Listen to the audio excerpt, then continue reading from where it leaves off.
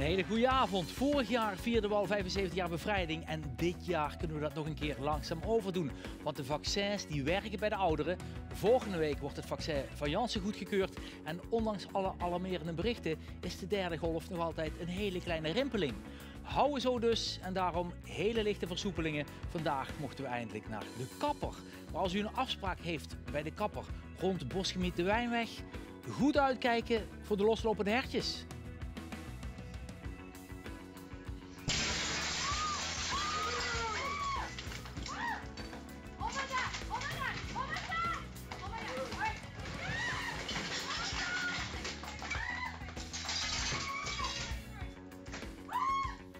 Morgen, exact een jaar geleden, hadden we de allereerste Limburgse patiënt met de diagnose corona. Geen provincie werd harder getroffen in die eerste golf dan Limburg. En vandaag kijken we naar de lessen voor de gezondheidszorg van dat jaar pandemie. Kunnen we wel op dezelfde manier door of moeten we dringend bijsturen? Minister Hugo de Jonge van Volksgezondheid neemt de Limburgse situatie met ons door. En we zijn heel blij met de aanwezigheid van Helle Mertens, nu bestuursvoorzitter van het MUMC Plus in Maastricht. Zij dirigeerde de crisis hier in het zuiden. Maar ze kent ook de praktijk van de werkvloer, want oorspronkelijk is ze gynaecoloog. We duiken de diepte in dus vandaag in deze aflevering van Avondgasten Corona in Limburg.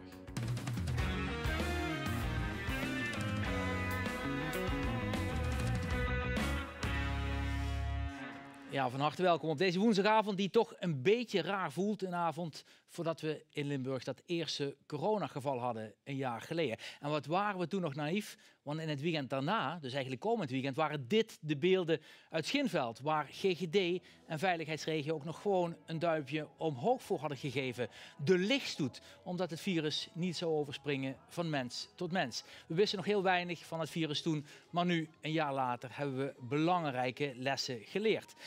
Helle Mertens ook bijvoorbeeld, want zij werd een jaartje geleden, van harte welkom, ineens een beetje de crisismanager in deze periode. Dat was volgens mij op 1 maart voor u ook denk ik een hele grote verandering. Ja, goedenavond. Ja, dat was het zeker. Ik herinner me nog goed het telefoontje op zondagmiddag dat een van mijn mensen belde en zei, er gaat iets heel bijzonders op ons afkomen. Nou, we hadden toen niet kunnen voorzien welk jaar voor ons lag. Dus we hebben die zondagavond met elkaar bekeken wie hebben we nodig aan tafel om dit soort crisis met elkaar te organiseren.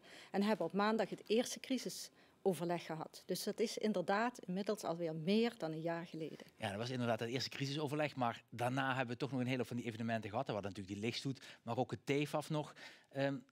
Is dat, nou ja, laten we zeggen, symbolisch voor de naïviteit waarin we destijds toch deze tijd ingingen? Ja, we hebben vanaf het eerste moment veel contact gehad met China, veel contact gehad met Italië, ook dankzij onze professionals die daar mee samenwerken en veel contacten hebben. En je kon het bijna niet geloven als je al die verhalen hoorde uit Italië dat je dacht, ja, kan dat nou ook gebeuren? Maar goed, het werd werkelijkheid, want wij zijn natuurlijk in Limburg, u zei het al net, enorm hard getroffen in die eerste piek. En nou, in de zomer even rust gehad, maar daarna kwam al heel snel en eigenlijk veel te snel ook die tweede piek waar we eigenlijk nog steeds een beetje in zitten. Ja, maar we hebben er ook veel van geleerd en daarom praten we ook met Hugo de Jonge, de minister van Volksgezondheid, die natuurlijk ook nu zoekt naar de manier van ja, hoe komen we hier nu uit? Want de cijfers die zijn redelijk, de ziekenhuizen kunnen er nog heel goed aan, langzaam versoepelen, maar met hele kleine pasjes. Als we niets zouden doen, is onze verwachting, zal de naleving vanwege de coronamoeheid die we allemaal voelen, sowieso gaan afnemen. Dus wat wij willen doen, is telkens kijken wat kan er weer wel. Dat is de insteek van het kabinet. Op een verantwoorde manier, behoedzaam, stap voor stap.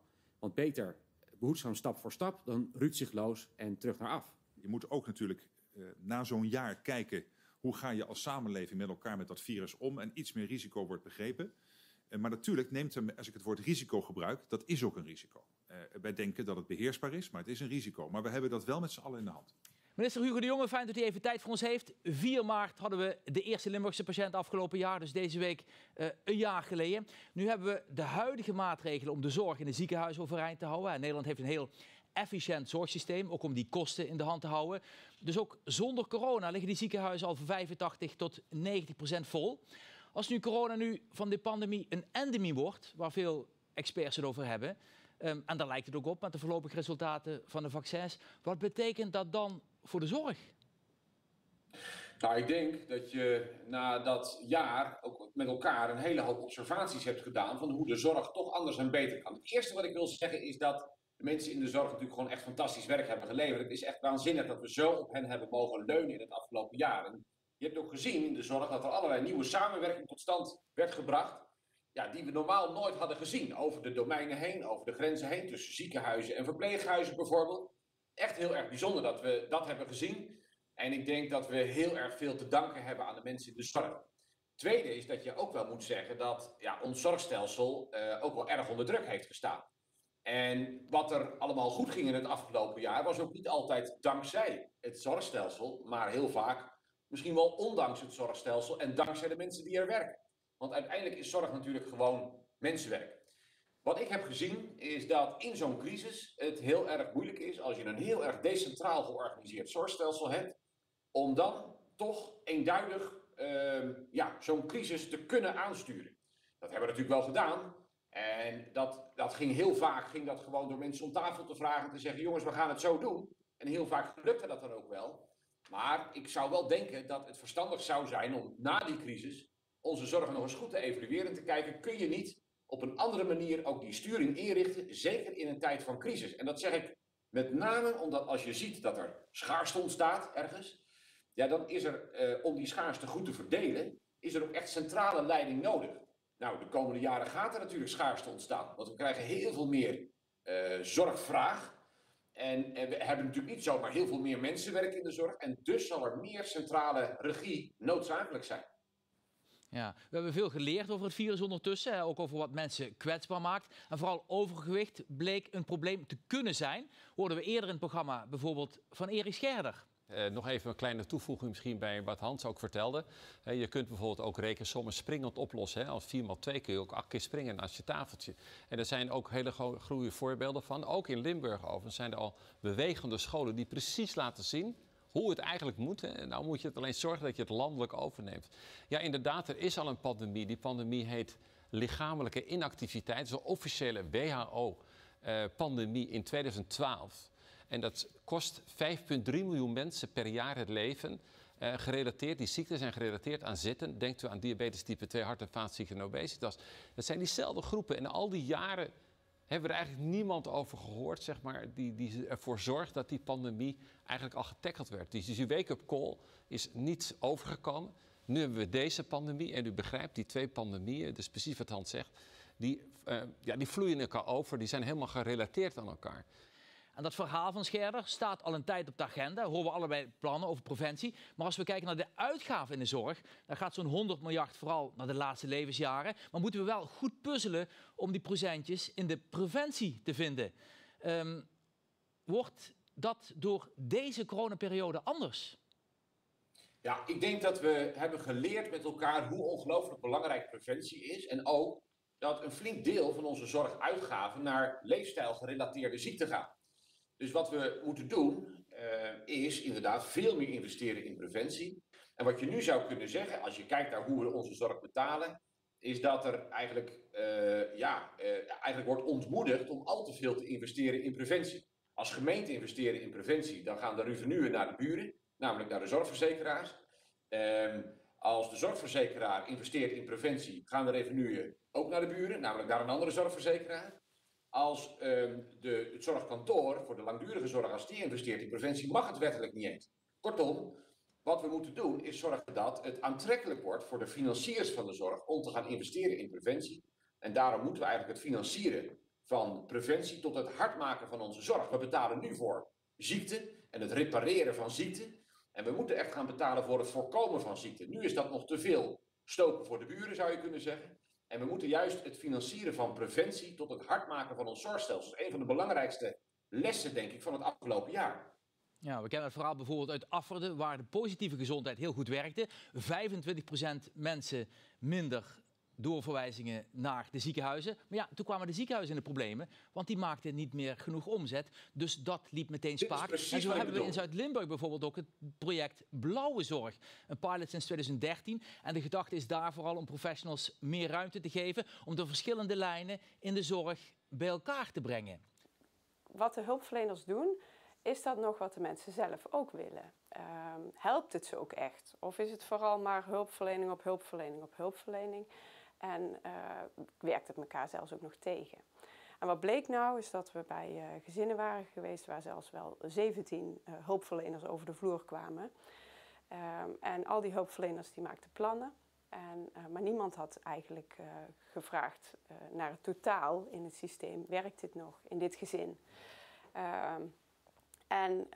Nou zijn wij eigenlijk vanuit Blauwe Zorg zijn we met de mensen uit het gezin in gesprek gegaan. Hebben we 1 persoon nu die met het gezin het gesprek aangaat, die dat allemaal eens eventjes op een rijtje zet, welke hulpverleners allemaal komen. En ook gewoon gevraagd heeft, aan wie heb jij nou iets en aan wie heb jij niks? En het project Blauwe Zorg wordt nu verder uitgerold. En de vraag is dan natuurlijk, heeft die versnippering van de zorg over de zorgverzekeraars, de landelijke overheid, de gemeente, de GGD, ons misschien ook in de coronatijd parten gespeeld? Absoluut. En daar begon ik net mee. Hè? Dus een van de eerste lessen die we hebben te leren is meer samenwerking, minder marktwerking en ook meer centrale regie. Dat is 1. 2 is meer preventie. 3 is meer innovatie. Dus meer digitalisering, meer innovatie. Dat hebben we allemaal nodig, omdat die vraag naar zorg de komende tijd enorm gaat stijgen. Het aantal 80-plussers gaat gewoon verdubbelen de komende 20 jaar. En dat betekent dat die schaarste gaat toenemen. De afgelopen jaren hebben we een explosie aan schaarste gezien in een hele korte tijd. Opeens hadden we te weinig mondkapjes, te weinig bedden, te weinig teststraten, te weinig, et cetera. Van alles was opeens te weinig. En dat heeft ertoe geleid dat we inderdaad flink centraal moesten gaan sturen, omdat het niet als vanzelf tot stand kwam. De komende 20 jaar zou je kunnen zeggen, krijgen we een explosie van schaarste in slow motion. Omdat er heel veel meer mensen zorg nodig zullen hebben. En we werken nu al, 1,3 miljoen mensen werken er nu al in de zorg. Ja, dat gaat niet zomaar eventjes verdubbelen natuurlijk. Dat kan helemaal niet. Dus je moet eigenlijk met ongeveer hetzelfde aantal mensen, we proberen er wel heel veel bij te krijgen, maar dat gaat nooit in dat tempo lukken. Met ongeveer hetzelfde aantal mensen moet je heel veel meer zorg gaan leveren. En dat vergt gewoon meer innovatie, meer investeren in preventie en meer centrale regie. En die blauwe zorg, het interessante daarvan is met name het samenwerken over de domeinen heen. Nou, dat hebben we echt gezien ook in de afgelopen crisis. Dat het samenwerken over de domeinen heen, tussen ziekenhuizen en verpleeghuizen bijvoorbeeld, tussen ziekenhuizen en de wijkverpleging bijvoorbeeld, hartstikke goed heeft gewerkt en ons eigenlijk gewoon door die crisis heen heeft geholpen. Ja, en misschien dat we ook wel echt een voorbeeld moeten nemen aan Limburg. Want Limburg kan dat goed, dat samenwerken over de grenzen heen. En ook het samenwerken tussen de formele zorg en de informele zorg. Ik bedoel, er is geen provincie in het hele land niet waar het verenigingsleven zo vitaal is en waar mensen zo goed dat omzien naar elkaar onder de knie hebben. Dat zou je de rest van het land dat ook gunnen. Dus dat omkijken naar elkaar, het echt als een samenleving functioneren, elkaar zien staan en er willen zijn voor elkaar. Dat zie je in Limburg en in de Achterhoek zie je dat ook, het naberschap in de Achterhoek. Maar dat zijn de dingen waar de Randstad echt van kan leren. Als je kijkt hoe Limburg in elkaar zit. Gewoon qua mentaliteit, qua levenshouding. En de formele zorg en de informele zorg die samen optrekken. Ja, dat is ook iets wat echt werkt. En wat in Limburg gewoon blijkt te werken. Ja, een opvallende analyse van Hugo de Jonge dus over Limburg. Maar ook hele duidelijke conclusies. Bijvoorbeeld, mevrouw Mertens, het feit dat hij zegt, we hebben de coronacrisis doorstaan. Niet dankzij de zorg, maar ondanks ons zorgstelsel. Ik denk, dat is fors. Ja, dat is een flinke uitspraak. Maar hij maakt nogal wat complimenten naar Limburg. Hè. Zoveel complimenten van de minister krijg je niet gauw over een complimentendag, misschien heeft dat er iets mee te maken. Maar zij maakt natuurlijk ook grote complimenten naar het personeel, naar de mensen in de zorg. Nee, die hebben het overeind gehouden. Die mensen hebben uiteindelijk die crisis met elkaar overwonnen door een goede samenwerking in de hele ROAS-keten. Alle mensen in de zorgorganisatie stonden, maar ook met name door de goede samenwerking kom je tot allerlei onconventionele oplossingen voor de problemen die er waren. En hier in Limburg was het natuurlijk met name in de eerste piek heel schrijnend. De huisartsen die hebben met beschikbaarheid van zuurstof in de thuissituatie, saturatiemetingen, toch heel veel patiënten uit de ziekenhuizen gehouden. De VVT-sector aan de achterdeur van de huizen heeft heel vroegtijdig patiënten overgenomen. En daarmee hebben we het met z'n allen gedaan. En natuurlijk het personeel in de ziekenhuizen. En ja, dat dwingt heel veel respect af. En dat zie je zelfs bij die minister. Ja, dat is inderdaad wel opvallend dat je ook zegt, de lijntjes in Limburg zijn kort. We weten weten, dat kan leiden tot een soort vriendenrepubliek. Maar in dit geval was het een groot voordeel. Ik wil ook nog, met name omdat u natuurlijk ook de voorzitter bent van het regionale overleg acute zorg, wil ik ook nog voorleggen dat hij zei, er komt een explosie van schaarste in de zorg. En we weten, ja, die ziekenhuizen liggen al bijna vol. Als er niks aan de hand is, hoe kunt u dat redden de komende jaren? Ja, als je kijkt naar deze regio, met name de vergrijzing, dan hebben we echt een behoorlijke uitdaging in die zorg. Hij noemt het een explosie. Maar dat betekent dat je niet kunt blijven doen wat je deed. Dat je die zorg dus echt anders moet inrichten. En als we kijken naar ons zorgstelsel, ik denk voor de reguliere zorg en de bezetting zoals we ze hebben, 85 tot 90% van de bedbezetting. Ik denk in reguliere zorg is dat prima. Als je als verpleegkundige komt werken, 's ochtends om 7 uur, heb je natuurlijk niks aan een leeg bed. Ja. Alleen op het moment dat dan een crisis komt, ja, dan is het belangrijk dat je heel flexibel kunt opschalen met je mensen en je middelen. Dat je je werkprocessen weet aan te passen aan de nieuwe situatie. Dat je mensen breder opleidt. En dat is, denk ik, in de huidige capaciteit gewoon van belangrijk. In de structurele capaciteit is het goed. Moeten we ons voorbereiden je zorg anders in te richten. En voor crisissituatie, ja, daar is niet aangepast, denk ik, geen enkel zorgstelsel. Nee, maar het moeilijk is natuurlijk dat we nu niet te maken hebben met een crisis die normaal gesproken, stel je voor een flat stort in of we hebben een vliegtuigongeluk of wat dan ook. Dat is een kortdurende crisis, of Q-koorts. Ja, dat was ook nog redelijk te overzien. Maar dit is natuurlijk een crisis die lang duurt. En zeker als het dan een endemie wordt, toch langer durende infectieziekte, dan weet je dat je de komende jaren daarmee te maken hebt. Ja, zeker in zo'n endemie.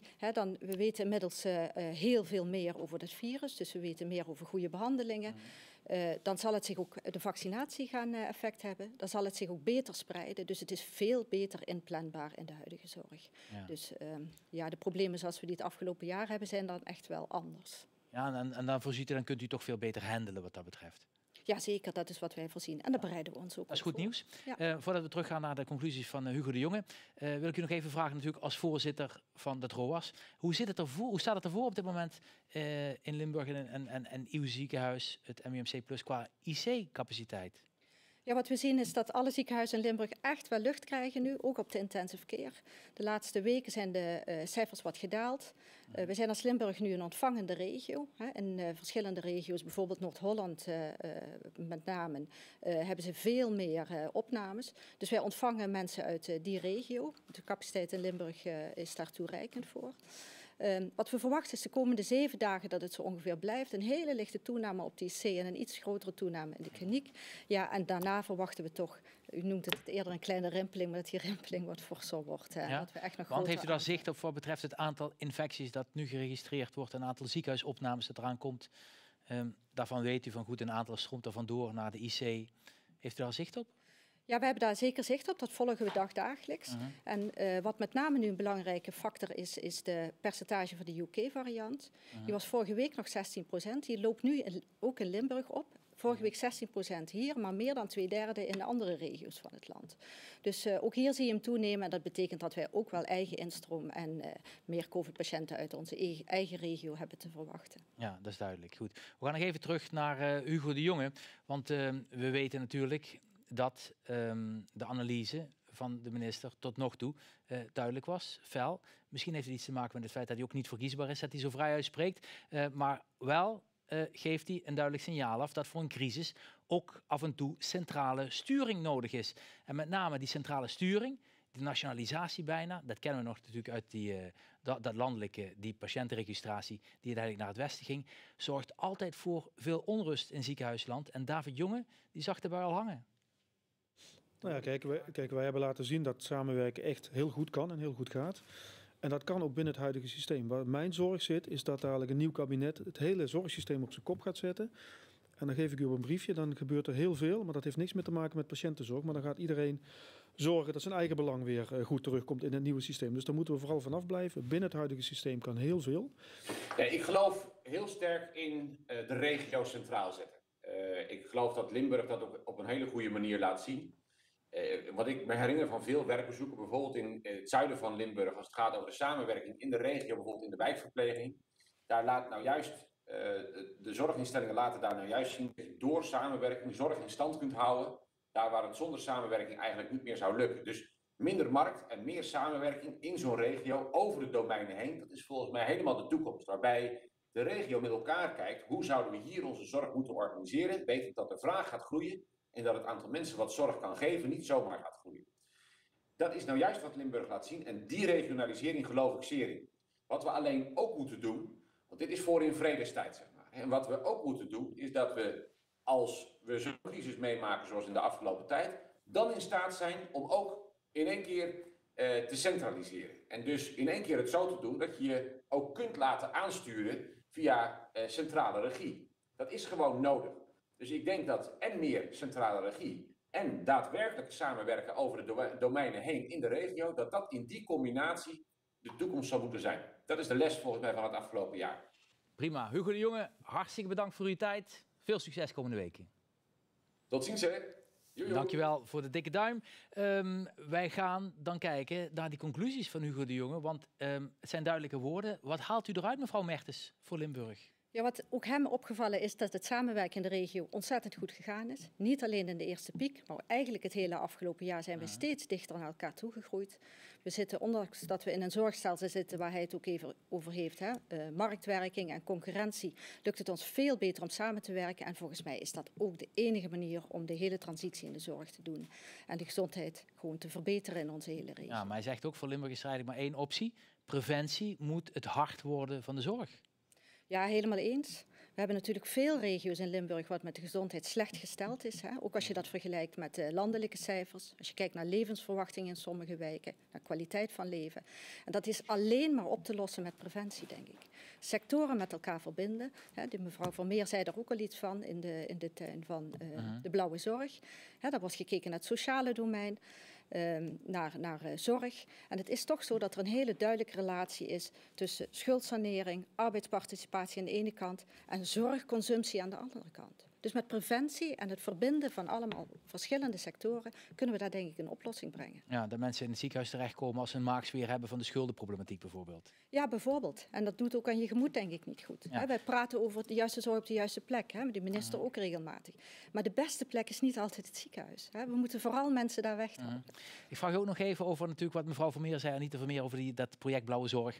Ze geeft aan van goed, er komt dan een regisseur. En dan is er een gezin met 17 zorgverleners, 17 medewerkers. En die regelt dat dan eigenlijk voor die familie. En dat is natuurlijk goed, hè, om daar een beetje structuur in te krijgen. Maar wat bij mij ook blijft hangen is van hoe kan het dat bij een gezin 17 verschillende zorgverleners rondlopen? Het is voor onze regio denk ik echt een heel belangrijk project wat heel veel oplevert. Het zijn echt enorm schrijnende gevallen waar zij dan over spreekt. En ik ben het helemaal met u eens. Opnieuw een volgende psycholoog toevoegen als iemand in de schuldsanering zit, gaat echt niet helpen. Dus er moet gekeken worden naar regie, naar zaken van positieve gezondheid. Wat is nou voor die mensen echt belangrijk? En daar helpt dus zo'n regisseur bij voor die mensen. Ja. We hadden ook een jaartje geleden natuurlijk de beelden uit het MEC in Maastricht, waar we nog het LVK hadden, het Vastelovens Concours een jaartje eerder. En dit waren ineens de kastjes, dit waren ineens de cellen, dit waren de plekken waar mensen opgenomen konden worden. Want de paniek was eigenlijk groot op dat moment. Zijn dit nog beelden die we eventueel terug gaan zien? Of denkt u van ja, dat is echt verleden tijd, die fase, die crisis, die hebben we gehad? Ja, ik hoop net als in de eerste piek dat we het niet nodig gaan hebben. We hadden het toen net niet nodig. Hè. We hebben toen net op het rand gelegen, want er was bijna geen bed meer vrij in de hele regio. Nou, ik hoop dat we dat nu, dat die piek niet zo hoog en niet zo breed wordt, die ons nog te wachten staat. Vooralsnog hebben we dat ook geen MEC ingericht dit keer. En we hopen dat we het met de capaciteit in de huidige zorginstellingen, maar wel door samenwerken en goed benutten van die capaciteit, dat we het redden en we het MEC niet nodig hebben. Ja. Als laatste, wat is nu, als we nu naar zo'n jaartje terugkijken, wat is voor u zelf de belangrijkste les geweest? Wat heeft u erin meegenomen? Ja, de crisis heeft tot ontzettend veel geleerd. Ik denk de hele technologische vooruitgang in de zorg. Hè, veel dingen die we nu digitaal doen, waarvan we eerder dachten dat dat absoluut niet zou lukken of zou kunnen.